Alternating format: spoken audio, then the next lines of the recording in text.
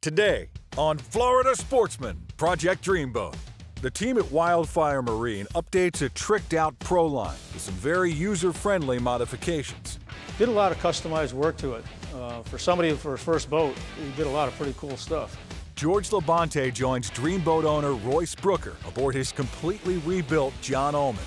Royce's ability to transform an idea into a completely custom dive boat that's perfect for his needs should be an inspiration to anyone who might be interested in taking on a resto mod project of their own. The professionals at Two Rivers Boatworks make headway on the SeaVee 390Z project. We're going to spend every minute we can paying attention to every little detail to make sure this boat is perfect. And the Twin Vee is rigged with a brand new trolling motor at Rocky Point Boat Worx.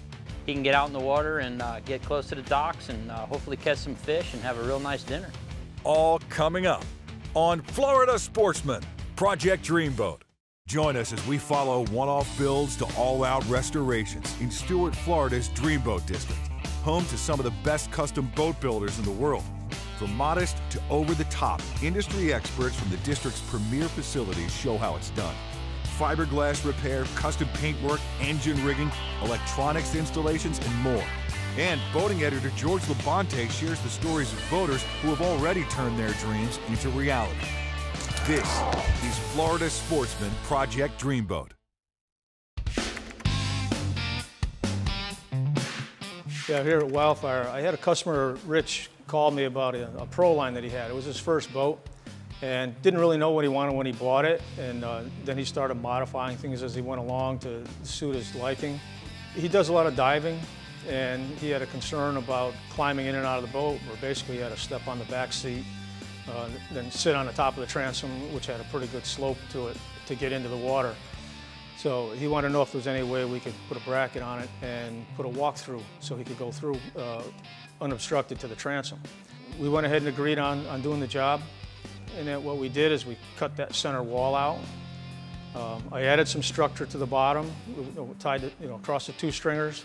It also acted as a support for the floor. And then we built a floor panel that was basically flush with the interior of the boat so he could walk straight through the transom. Then we installed the bracket. Finding the center line on this bracket installation was a little bit different than most. Usually you go from either a hard chine corner or you go from a strake, because it's important to have the bracket mounted perfectly to the bottom of the boat. That's the most important thing.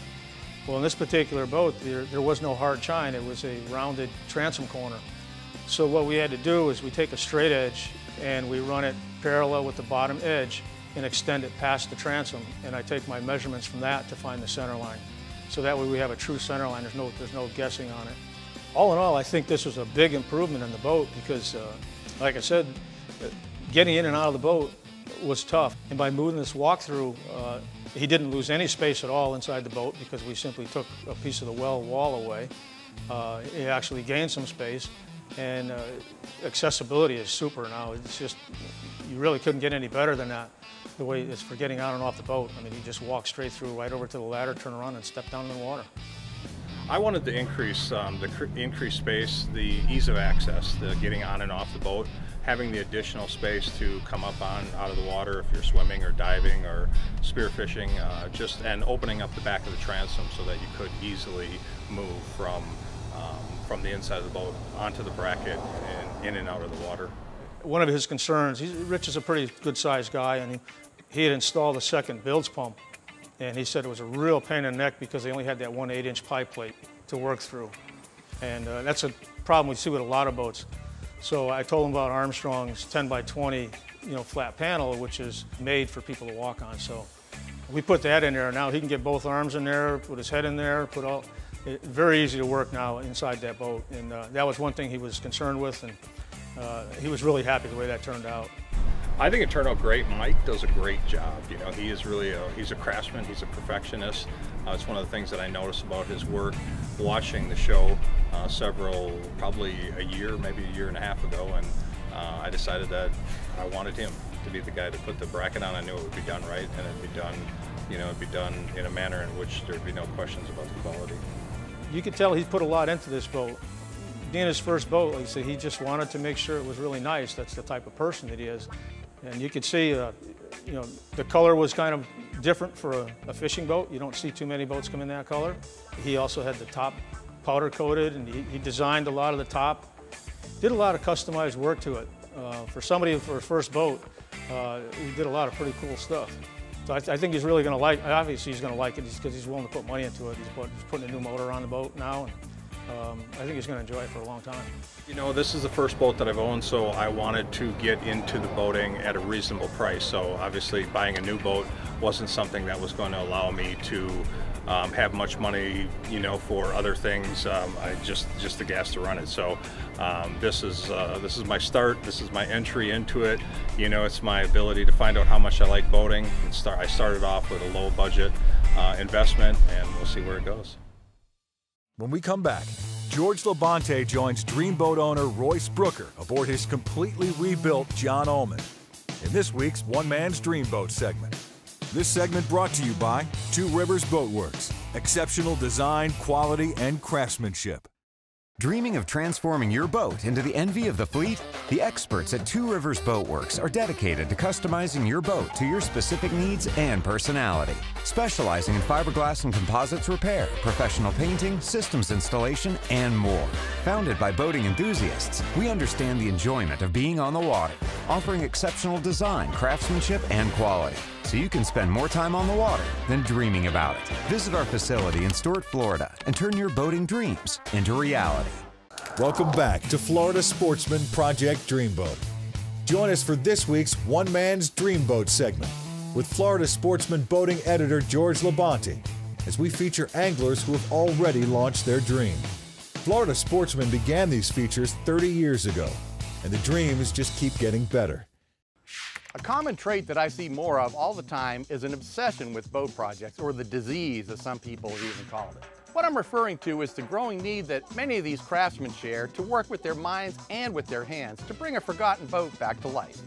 Today we're back in Stuart, Florida to meet up for a second time with Royce Brooker. Royce is definitely a card-carrying member of this obsession club.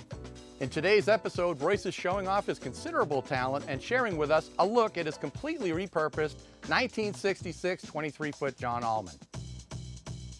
So originally I had the 15-foot Hobie power skiff that you saw in season 1, but I was looking for something bigger to go offshore, dive with, take my friends out.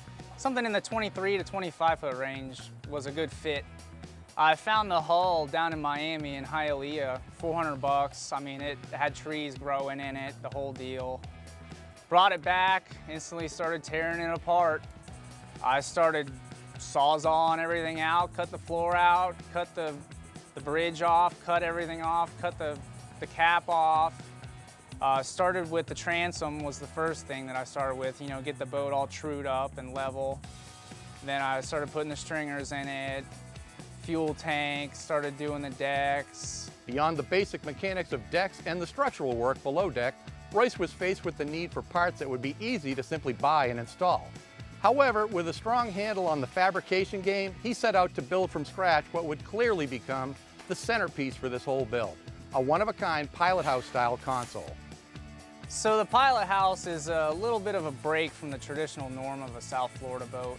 You start seeing them on the commercial boats and stuff, and you know, those guys are out on the water all day, every day, you know, and they're trying to get out of the elements, and that's a big part of being on the water.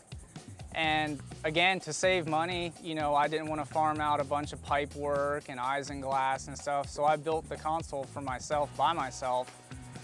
And it's just a game changer, just having that shade and being able to get out of the wind, get out of the spray, still being able to open up the windows on hot days and stay perfectly cool is just, you can't beat it. You can't beat it. The leaning post, I built that from a temporary melamine mold as well. You know, screw a box together of the shape of your desire, clay the corners, lay it up, and you've got a part. With the live well, I found an old water softener tank in the trash on the side of the road. I wet sanded and buffed it, polished it out, and I put a flange on it and popped a part off for the actual tub for the live well. So now I've got a perfectly round, smooth live well on the inside, and the baits just love it. Royce spends most of his leisure time on the boat diving and spearfishing, and for obvious reasons, he was going to make sure to include certain features that would come in handy for these dive outings. I fish a lot, but I prefer to dive. You know, diving is my thing, so I don't really need, you know, a lot of the stuff the other guys need. You know, I've got plenty of storage on the boat, fish boxes, big cooler up in the bow, huge anchor locker. I mean, I can put 2 or 3 polyballs in the anchor locker. I've got 400 feet of road in it. So I wanted a full flotation bracket that might add, you know, maybe a little running surface or something. But having the platform there for diving and just hanging out at the sandbar on it, or, you know, even if I got to step back there when I'm fighting a fish around the motor, it's just, I love bracket boats, and I think they're really hard to beat. I ended up buying a used F250 4-stroke, and as of right now, I am loving the single engine. It gets great fuel economy. I mean, I'm getting 3.5 miles a gallon at 34 miles an hour. Initially, Royce had a plan to build a more rugged knockaround style boat. As the build progressed, the addition of items such as a white rub rail and quality stainless hardware, along with the extra attention to the fairing and finish work, resulted in a much more evolved and significantly more polished version of his original design. You know, it became more of a show of, you know, what I'm capable of. I like to think I really started pouring myself into the build and, you know, what I'm capable of, and just trying to show it off. But at the end of the day, you know, it really came out beautiful. It's actually what I intended, even at 4 years ago when I started the build. And I stuck with the plan I had. I'm really happy I did. The boat's great. I love it. And everything turned out really nice on it. I'm really pleased. This build, and more specifically, Royce's ability to transform an idea into a completely custom dive boat that's perfect for his needs, should be an inspiration to anyone who might be interested in taking on a resto mod project of their own. After an initial investment of $400 and spending $30,000 on repairs and custom modifications, the cost of Royce's Dreamboat comes to a total of $30,400. When we return, the professionals at TRB continue work on the SeaVee 390Z project. This segment brought to you by Pacer Group, marine-grade electrical wire, components, and systems. For more than 30 years, Pacer Group has been the most trusted provider of wire, cable, and electrical products to the top marine manufacturers. All of our wire and cable is made in the USA to ensure it's the best in the industry. Pacer Group provides the highest quality electrical products to be found in one place. You can order with us at pacergroup.net. Shop online and ship, or pick up your web order within an hour at our Hollywood, Florida location. Welcome back to Florida Sportsman, Project Dreamboat. Join us as the professionals at TRB strive for perfection on the SeaVee 390Z overhaul. For those people who follow Two Rivers Boat Works, as many of you know, about 3 years ago, my wife Kristen and I bought the SeaVee 390Z, and we were going to fix it and flip it, and that was kind of the start of our business.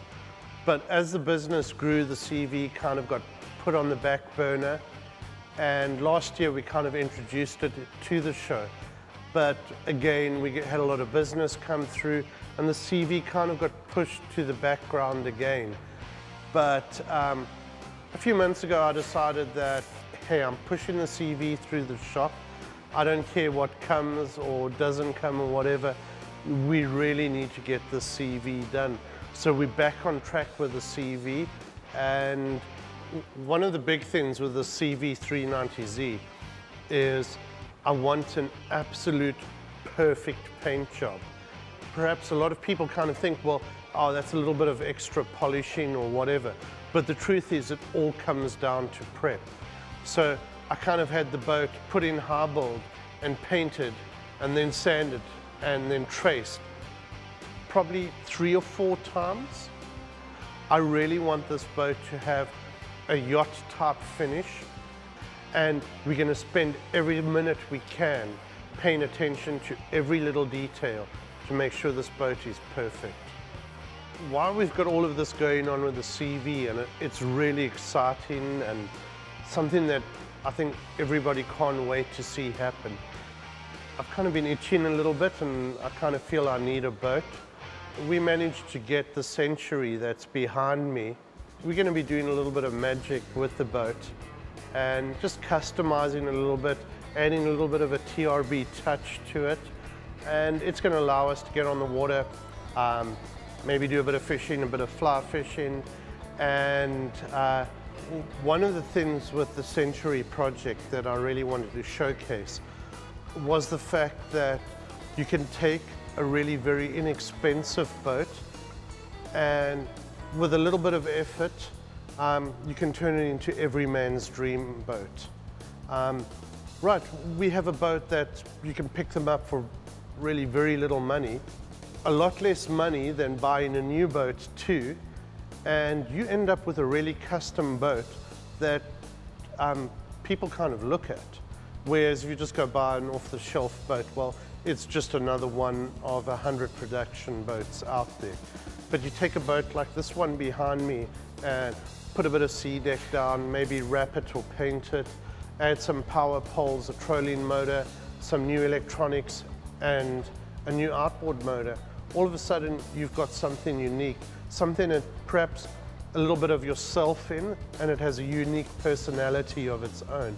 And I've often found projects like this, I become very passionate about the little things on the boat, and these older boats end up meaning a lot more to me than a brand new boat with all the bells and whistles, because, you know, I've kind of done it myself.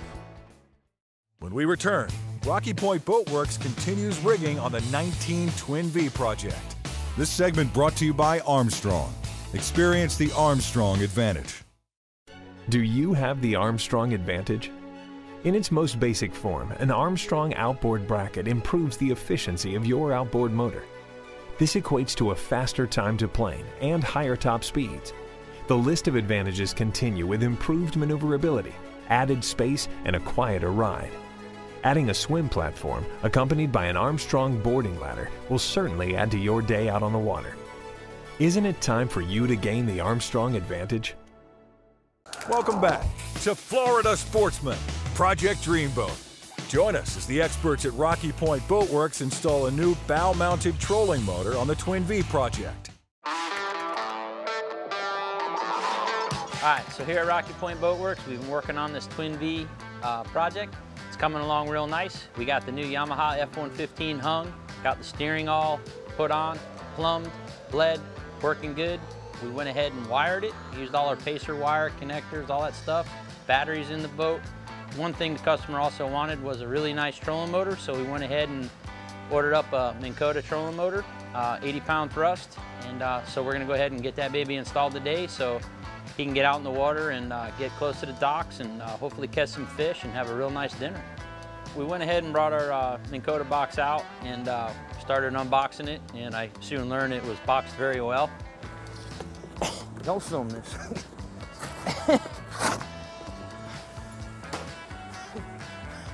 We're getting a razor knife. Once we got it out, looked over the instructions a little bit, we went ahead and put it up on the bow of the boat. We put our quick release mount on there by Minn Kota. It's a piece of starboard. They got it all cut out, integrated. Got a puck that stays on the boat permanently. And then the other plate mounts to the Minn Kota trolling motor. So when you do get this, you're gonna have to take your sides off. It's a real nice feature. Like I said, it's all built in, integrated. You don't need anything special. Easy peasy, 1, 2, 3. So when we were trying to choose our mounting point for this trolling motor, you don't want the trolling motor to be in the deck space, you know, possibly when it's not deployed. You don't want it to be in the way when it comes to docking, things like that. And then obviously when it comes to deploying the unit, you don't want it to hit the rub rail, rub hard on that or anything like that. But just use common sense, follow the instructions, and you should be just fine. So once we determined where we want to mount this trolling motor on the bow of the boat, we went ahead and marked our area and we laid out our spot to mount the puck. So once we get our puck up there, all bolted down, we want to go ahead and reinstall the trolling motor, double check that we got this thing in the right position and that it deploys easily and clear of obstructions and free movement, all that kind of stuff. There she blows like a hump on a snow hill. It's Minn Kota Tararova. How do you say that? Tararova?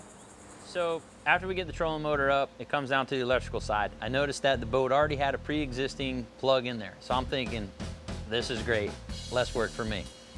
As it would be, it wasn't. The wire they had run up to the plug was a bit oversized, and it's been in there a little bit. And after trimming back some shielding, we noticed the wire's a little cruddy. So there I went to Pacer's website, ordered up some 8-gauge duplex, which comes 2 8-gauge wires in there, positive and negative. Ordered up the correct footage I needed, and went ahead and moved forward. Got everything new in there, so everything's gonna operate real nice. So we got our wire pulled up to the console. This trolling motor happens to be 24 volts. So we wanna go ahead and create a series circuit. So we're gonna take 2 12-volt batteries, tie them together. You're gonna take the positive to the negative of the opposite battery. And then from there, you're gonna take your negative and your positive that are left over coming out will make 24 volts. From our plug, you have your positive and negative. They're gonna come into the console. So when they come into the console, you're gonna take your positive lead from the plug, and it's gonna go to the output side of your resettable breaker. From the input side of the breaker, that will go to the one side, positive side of your battery system that you just did, the series system. Then your negative is just gonna go directly to the opposite battery. And then your circuit's complete. You got 24 volts. So the customers provided me with a Minn Kota charger. There's a 3-bank charger system is what we're using because we have 3 batteries. You might say, oh, but you have a 24-volt system. Doesn't matter. You take your lead, positive, negative, put them on the battery, same on the other one. As long as you do it that way, it's still a 12-volt system because they're not in series at this time. Very simple, very easy. However, it is also important when you're setting up your battery charger that you select the correct battery setting. Everything's on there, and this is a push-button system, so it's real easy. Select it, lights will flash, it'll highlight the battery selection that you need. It's gonna go ahead and take care of the charging, bring the batteries back up to the voltage they need, and he'll be ready to go out the next day and hopefully catch some fish. So there's a heading sensor that comes with this unit as well. I went ahead and made a custom bracket to fit it inside the console because we're dealing with limited amount of fiberglass and metal surrounding to block any kind of signal to the trolling motor. Some people put them up on their consoles. In our case, we're putting really nice sea deck down, and we just didn't want to see it. So I'm super excited about all this new technology. Once we got our heading sensor all installed, we're happy with it. We're gonna have to go ahead and pair it up with the unit, check the operation of the remote, and the most important thing at this point is to get this boat in the water, man. I mean, this thing is ready for the water. We want to go out and try all these cool features, spot lock, bump up to the dock nice, you know, using our remote. This is going to be so cool, you know, and I cannot wait to get on the water and try it out. Next week on Florida Sportsman, Project Dreamboat. The craftsmen at Stewart and Isla Mirada Boatworks put their all-new skiff to the test in skinny water. Rocky Point Boat Worx takes on performing some very custom work on a classic 20-foot Seacraft. George LaBonte joins Ken Sandow aboard his custom 28 Pursuit. And Dave at Rocky Point shows how to perfectly perform maintenance on a Yamaha outboard.